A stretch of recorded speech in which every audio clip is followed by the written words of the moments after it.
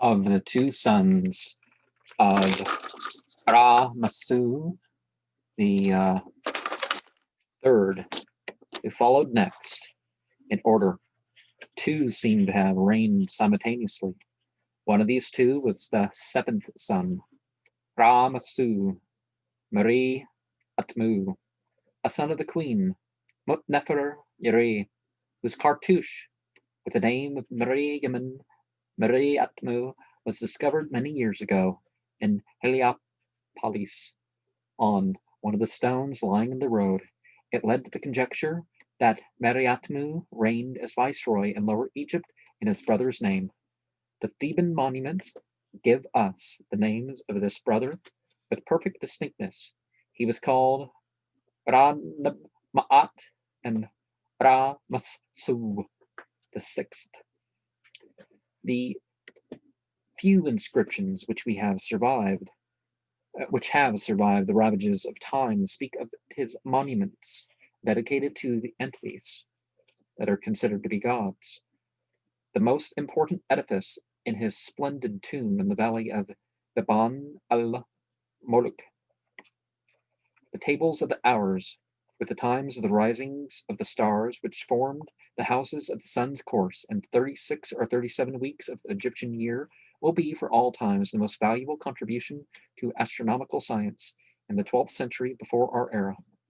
According to Biot, whose labors in order to fix certain epochs of Egyptian history are almost the only ones which have treated the subject with scientific accuracy, the drawing up of these tables of stars would fall in the reign of Ra-Masu the sixth in the year 1240 BCE. Professor Lepsius has, however, from his own point of view, sought to prove that herein lay an error, and that, on the authority of the already cited table of hours, in the grave of this king, the year 1194 BCE is indicated as the only proper date.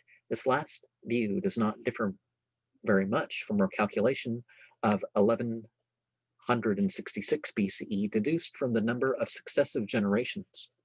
An interesting record of this time has faithfully preserved the king's name, land, which is devoted to maintenance of the holy service, of the statue of King Ra-Masu VI, which is dedicated to the city of Amma, consisting in the following districts.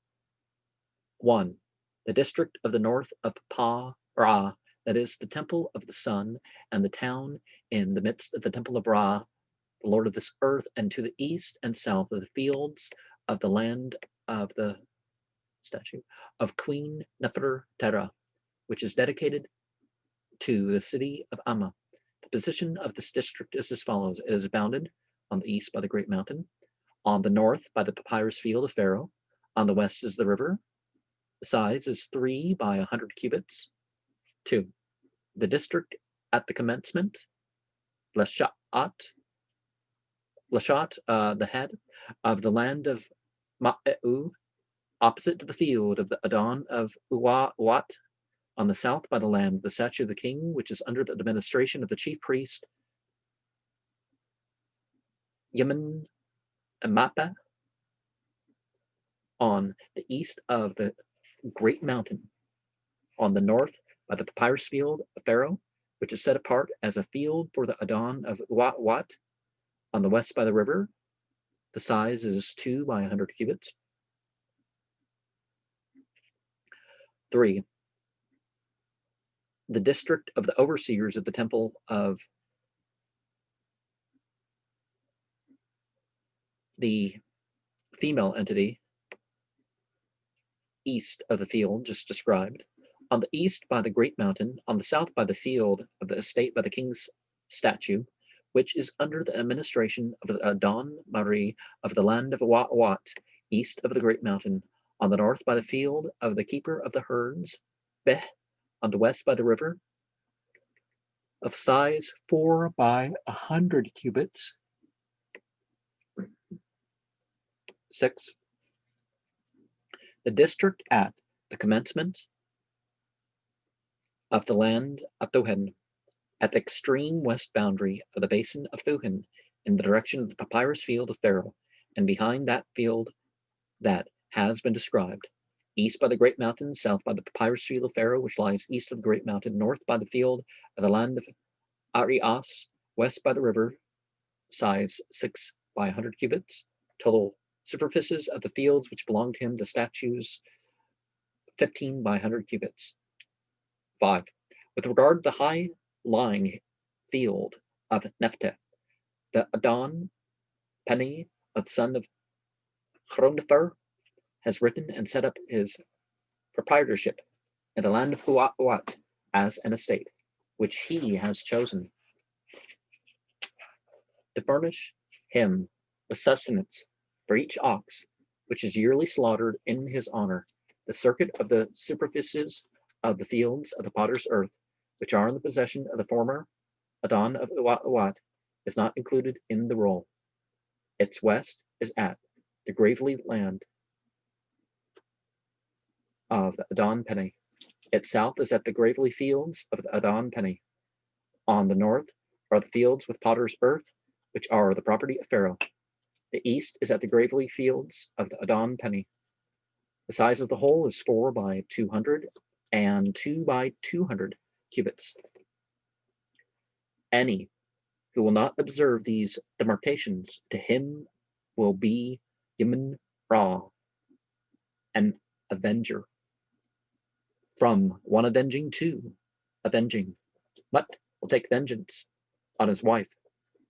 Khonsu will take vengeance on his children.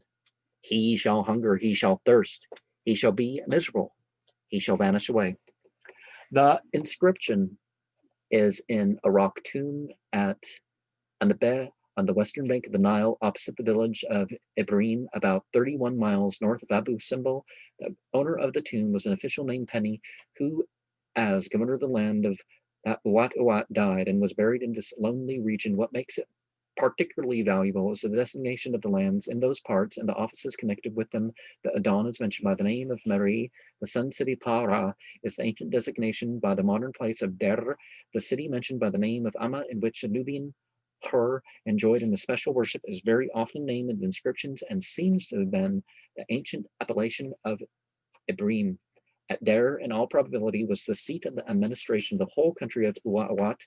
The districts of Ahe and the gold land of Ake belonged to it, the revenues of which Penny had to collect and pay over to Pharaoh.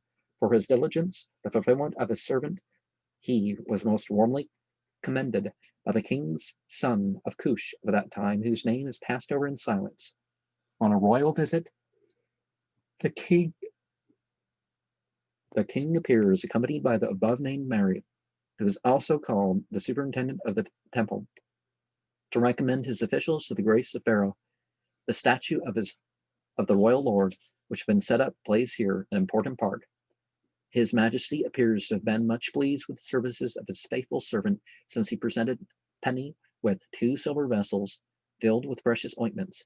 Penny was certainly an artist, and is shown by the statue of Pharaoh and by the sculptures in his own rock tomb, but especially by his office mentioned in the rock inscriptions of Master of the Quarry, besides that of a superintendent of the temple of Hur, the lord of the town of Amma.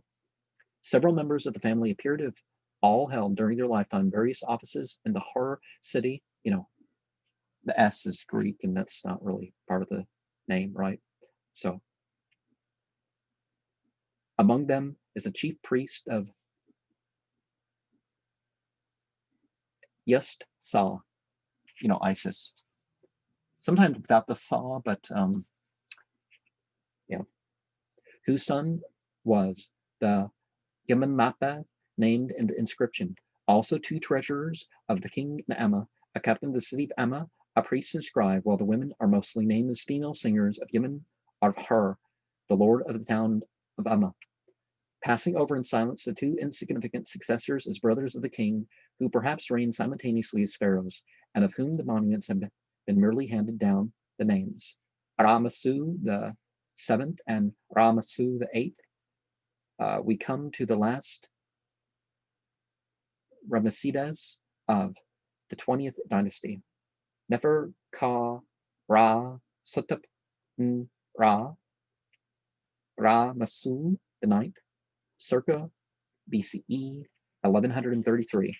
It is not his deeds about which the monuments tell us next to nothing, nor his buildings, to which are extremely few in number, but his relations to the priest of Yemen at Thebes, and at this time that call for attention.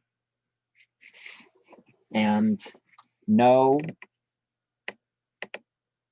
Amen is not really etymologically linked to Yemen.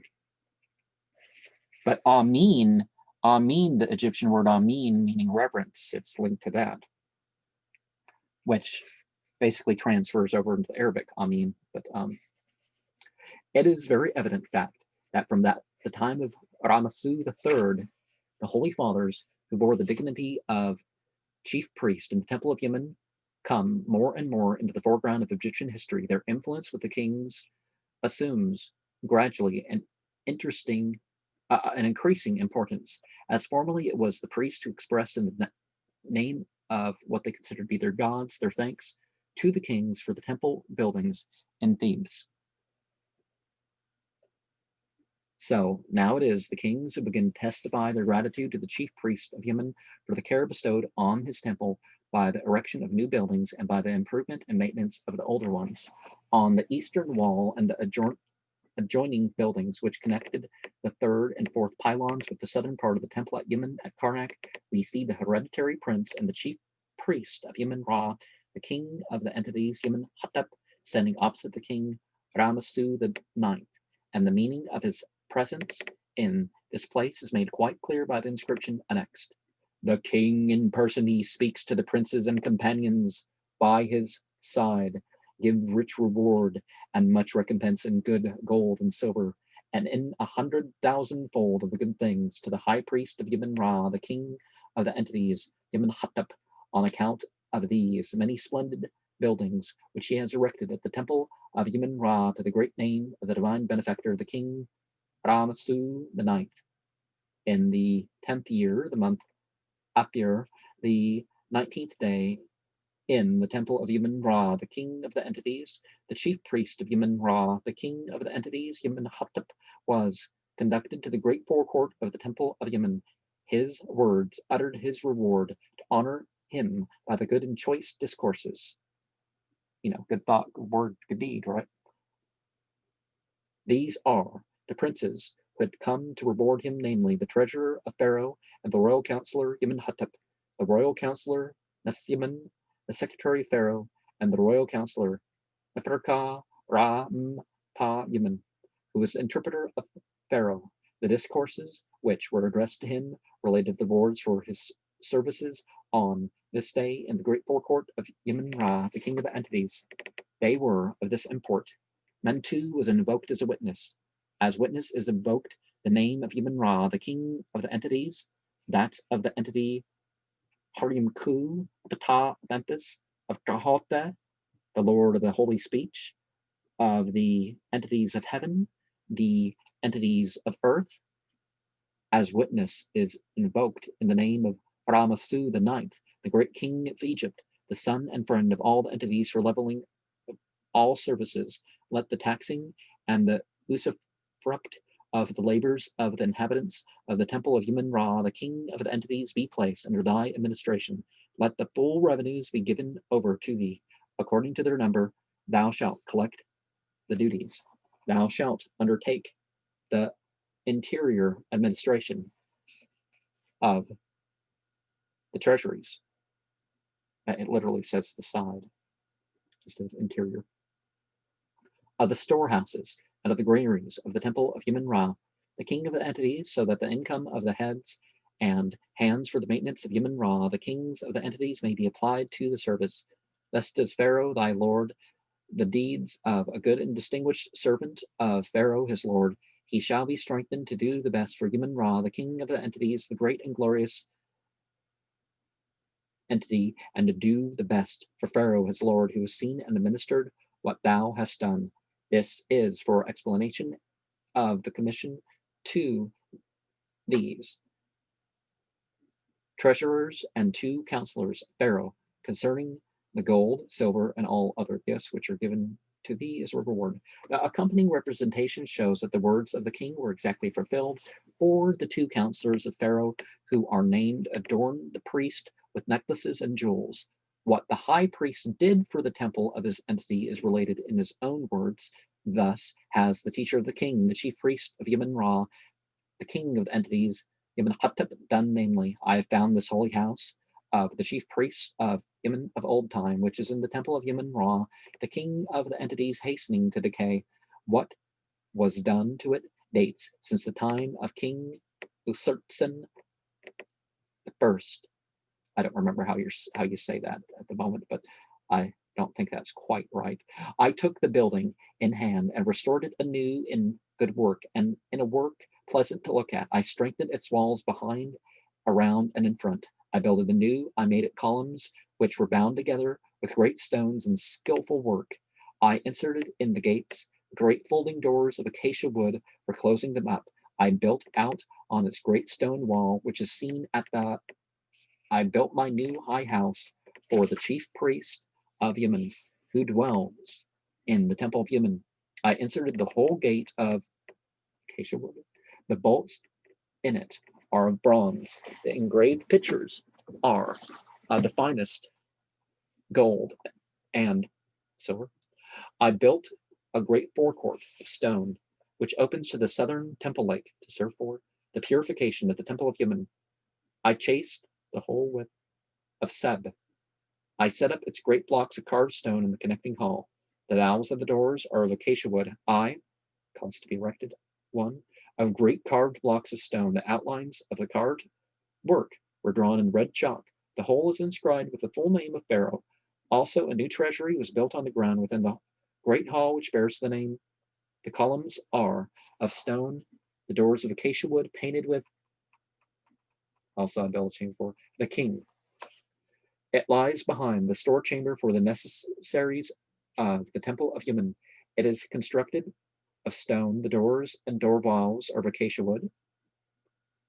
I made and set up the statues in. The great splendid forecourt of each of the chief priests of Yemen-Ra, king of the entities, I laid out the gardens behind. Asheru, they were planted with trees.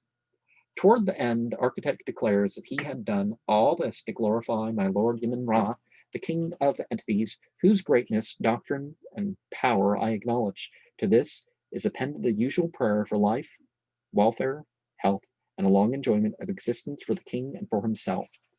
Now, there's something to be said, serving creation for the sake of God, or at least what you consider to be God. Emphatically, as Yemen-Hatep speaks of his lord, the pharaoh, the power of the latter was already broken, for with Yemen-Hatep, the chief priests began to play that double part, which at last raised them to the royal throne. To the time of this king belonged the burglaries in the tombs of the earlier kings, about which a whole series of judicial papyri affords information. There existed in Thebes a regularly constituted thieves' society for the secret robbing of the royal tombs, in which even sacerdotal persons took a part. It required extensive inquiries to follow the track of the offenders, and among the persons entrusted by the king with the conduct of this official inquiry are some whose acquaintance we have already made, viz. Yemen-Hatep, the chief priest of Yemen, Kamwas, and Ranmeb, Ma'at-Next, governors of Thebes, the royal counselor and scribe of Pharaoh, Nasu Yemen, the royal counselor and interpreter of Pharaoh, Neferkaram Pa Yemen, Pharaoh's counselor and secretary, Pa'e Net M, the leader of the Mazai, the police, Mentu, Kapavchef, and some other persons. The tombs, which were broken open and partially plundered, contained the kings and queens of the 11th, 13th, 17th, and 18th dynasties. According to the arrangement of Lepsius, the following are to be ranked as the pharaohs following Ramasu the 9th, Ramasu the 10th, Ramasu the 11th, Ramasu the 12th. Their names are found only here and there on the monuments, most frequently in the small oracle temple of Khonsu in Thebes, which their forefather Ramasu III had founded, and which since that time had received the particular attention of the kings of the 12th of the 20th dynasty, Khonsu, the youngest son of Yemen and of the female entity Mut, was worshipped in this temple in his particular character as Khonsu as Neferhatep, that is, Khonsu of Thebes, the good and friendly, and a special importance was attached to his oracles on all grave occasions. The following inscription is on stone now in the Bibliothèque Nationale in Paris. 4. When Pharaoh was in the river of Naharain, as his custom was every year, the kings of all the nations came with humility and friendship to the persons of Pharaoh from the extremest ends of their countries. They brought the gifts of gold, silver, blue, and 5 green stones, and all sorts of sweet-smelling woods of the Holy Land were upon their shoulders, and each one endeavored to outdo his neighbor. Then the king of Bakhtan brought his tribute and placed at the head of his eldest daughter to honor Pharaoh and to beg for his friendship, and the women 6 was much more beautiful to please Pharaoh than all other things. Then was the king's name written upon her as the king's wife, Neferu-Ra. When Pharaoh had come to Egypt, everything that was done for her, which a queen required to use.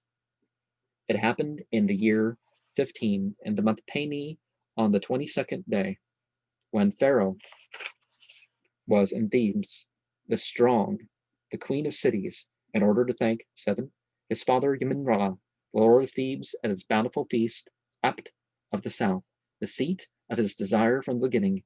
They came to announce to Pharaoh, a messenger of the king of Bakhtan had arrived with rich gifts for the queen. Then was he brought 8 before Pharaoh, together with his gifts. He spoke in honor of Pharaoh. Greeting to thee, thou son of the nations, let us live before thee. Thus he spake, and while he fell down before Pharaoh, and repeated the message to Pharaoh, I am come to thee, the great Lord, on account of Bintresh, the sister son of the queen Neferu-Ra. Sharma, peace be upon you.